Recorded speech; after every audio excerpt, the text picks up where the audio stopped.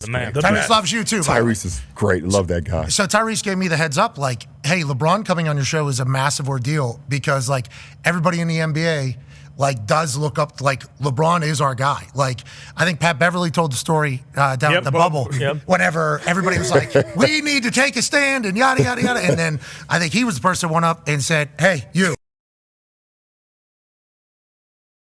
We're not playing. But I think that's how everybody in the league feels about you. So congrats on that, by the way. The respect amongst your peers. No, for real. Sure. To have the respect for my peers, that means a lot. And I carry that, man. And I take that with a lot of responsibility because there was too many years went by when players did not have an opportunity to just speak and their voices to be heard or allow the narrative to get so much outside of sports. Like, if I miss a game winner or if I don't show up in the finals, you know, like I was supposed to versus Dallas in year one.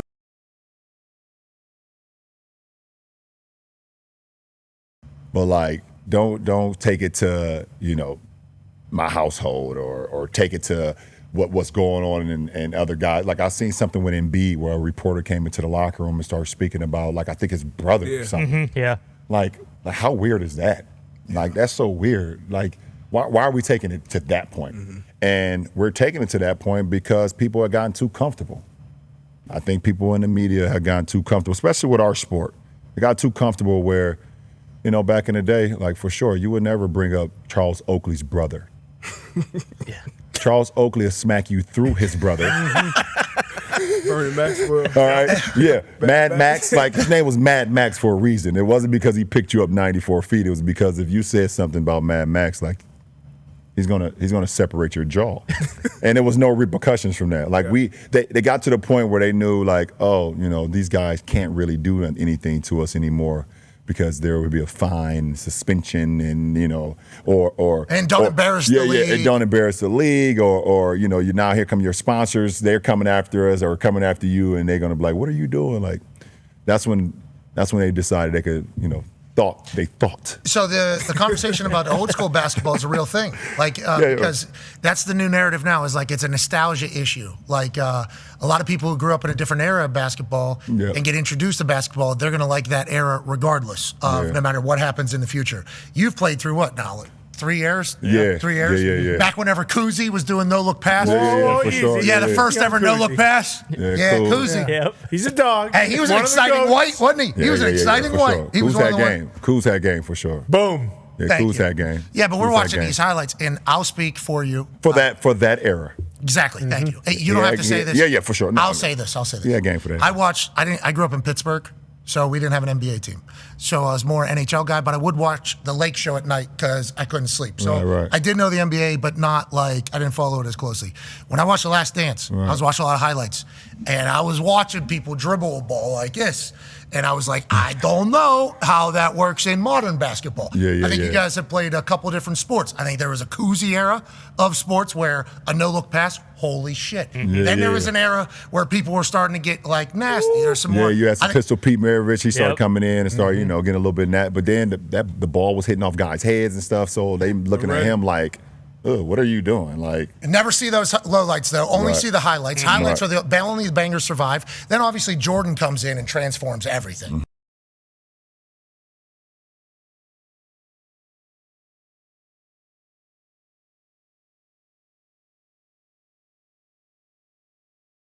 That takes place with you guys, this modern era. Do you feel that? How do you address that? No. I definitely feel it, and I think you know, we just have to recognize that evolution is just a part of life, man. Like, you know, shit, you look at the Hummer from the 1970s to the Hummer of today. It's like, you're going to be like, okay, you might be nostalgic about it. You loved it in the 70s, but do you really want to drive that every day right now in 2025?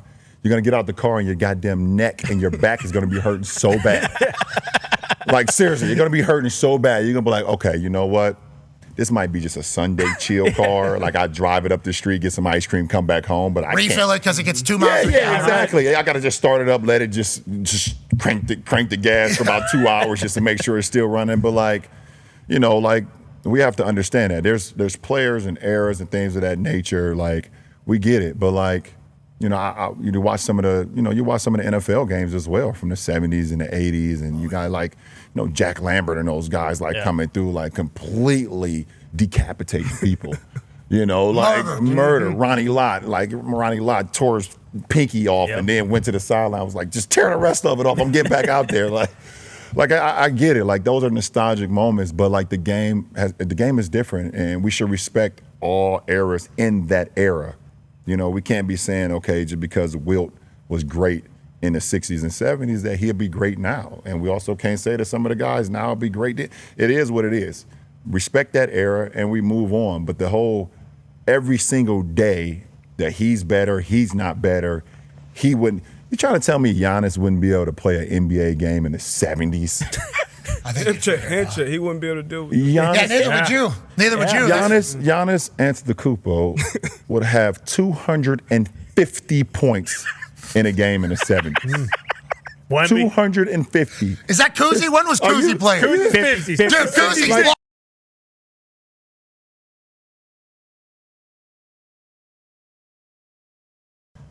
Kyrie Irving.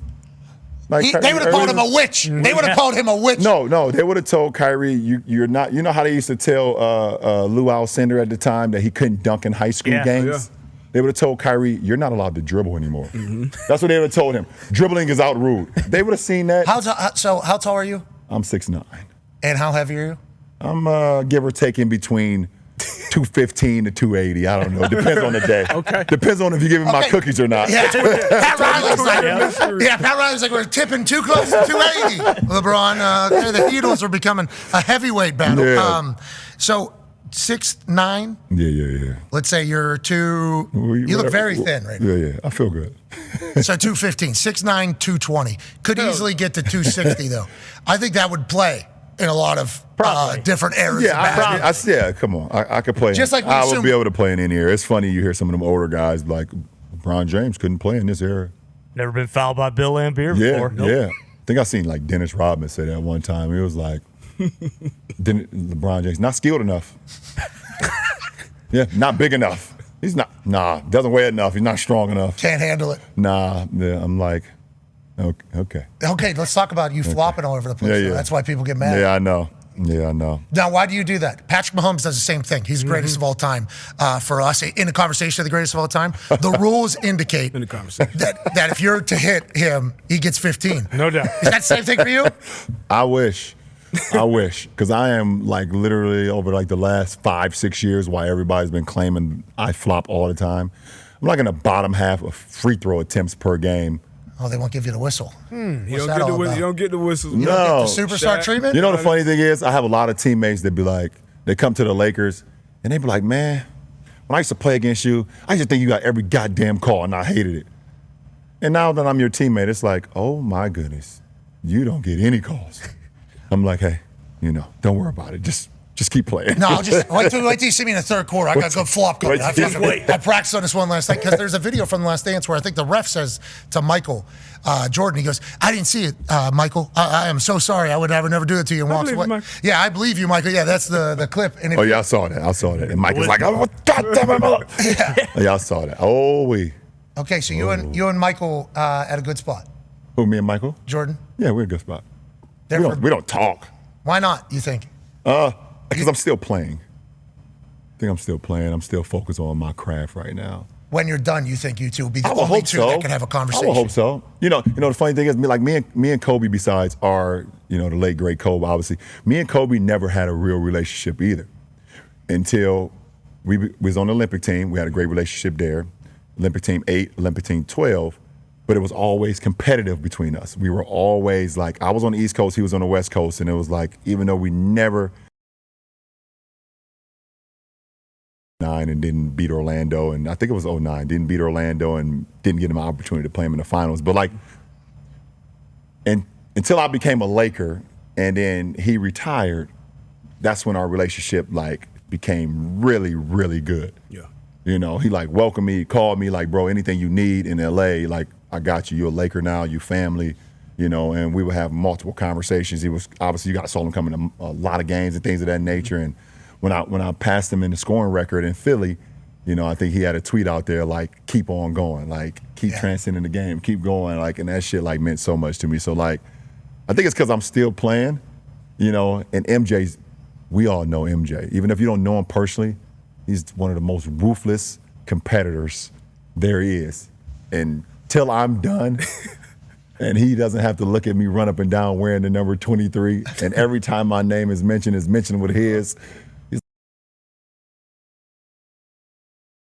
Don't talk to me right now. I'm on the back nine. Do not call me. It was great to see y'all at the top 75. Oh yeah, that was dope. That was dope. Yeah, that's straight respect, admiration, and just like, me for sure. I mean, shit. Like I said, I wear 23 because of MJ. And that shit, the inspiration that he gave me as a kid in Akron, Ohio, that don't have much inspiration in your hometown. You look at something.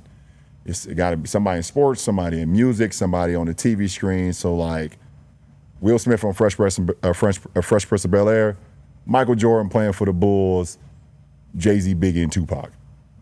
That was like, that was my inspirations. You know what I'm saying? Like I needed that because I didn't have like Lang. Yeah, couldn't be fucking Jerome Lang. Yeah. He's like, they know me and shit. So like, you know what I'm saying? Kind of on that note, Bronny, your son, he's obviously had that inspiration in the home, and we talked about it since years ago, wanting to play long enough to play with your son. So you obviously visualized that. But how was the real moment with that happening? Because I know me seeing it, seeing the Griffeys there, just seeing it, like that was just an unbelievable moment. So what was that like for you, really actually being in it? Like, seeing that pop fly head towards Ken Griffey Sr. and then see Junior over there right before the ball got to his glove and he snatched it out the air and run back to the dugout like laughing at his pops. Like, that was a cool ass moment. And for that moment, that game, that home opener versus Minnesota, and then just over there and see Griffey Jr., man, the kid, and seeing his pops over there and us getting that picture at half court and then us going out on the floor and having that moment. I wasn't even there. I wasn't even there. You're floating. I'm floating, and I can right there. I can only imagine where Bronny was. I don't know. We haven't even talked about it yet. At some point we will, but I wasn't even there. Like I might have been in the rafters. I might have been at home. My body may have been at home watching the game, watching the moment. I completely was not there, and but damn, that was an unbelievable moment, man, for me to be able to like have that dream, be able to speak it into existence, for it to come to fruition, for my mom and my wife and my daughter and my youngest son to be there. It was like, I started thinking about everything from what the hell he went through, not less than a year before with his he almost died? His cardiac arrest, man. That came out of nowhere, seemingly. That came out of nowhere. It was a birth defect that quite honestly, if he never played sports or he never like started to become, strong and run fast and all those stuff, we probably would never have to worry about it. But as he got stronger and things of that nature, it was just something inside his heart that was just pounding at his heart and pounding at his lungs that, unfortunately, we had the incident. And thankfully, a lot of these kids we've been seeing a lot lately in sports, not only in basketball but in football. Yeah. And unfortunately, we was able to catch it. And to all the families out there that haven't had the opportunity to catch their kids before it gets to the point where they're not here anymore, to see that happen to Bronny and for him to be able to play that same year after that happened, at USC, and then less than a year later be drafted by the Lakers, and then in that fall we go out there together. So that's why I wasn't there. Yeah. Yeah. Like we walked in together, but I was not there. That's a dad moment. That's really cool. Yeah, People forget, you're only one name now, LeBron, but you're still a human too. And I assume seeing, for sure. Your baby boy, get a chance to experience his dream. Then obviously that led to the